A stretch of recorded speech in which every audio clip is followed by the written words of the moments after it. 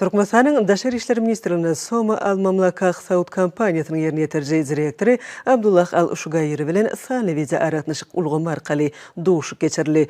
Doğuşukta iki taraflayın meseleleri boyunca fikir alışmaları oldu. İçen gepleşiklerin barşynda taraplar iki ýurdun Newt gaz, kimya senaty we maýa goýum ulgamlaryna öýdara bähwetli gatnaşyklarynyň ösdirilmegine agrarlyklaryny bellek geçdiler. Şonlukda ön gazanynyň ýalaşyklary durmuşa geçirmek maksady bilen taraplar Türkmenistan, Awganistan, Pakistan, Hindistan gaz geçirjisiniň gurulşynyň şeride energetika ulgamyna beýleki geljek uly taslamalaryň oňyn amala aşyrmak boýunça bilelikdäki işleriň hassa işçileşdirilmeginiň derwazlygyny belediler.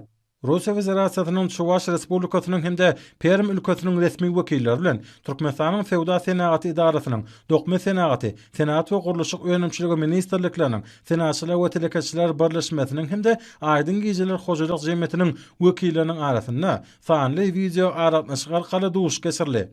Onda hyzmatdaşlaryň uly mümkinçilikleri aratmasatlaşyldy. Sanly video aratnaşyk ulgam arkaly geçirilen duşukda Aýdyn Gijeler Hojalyk Jemgyýetiniň alp barýan işleri görkezildi.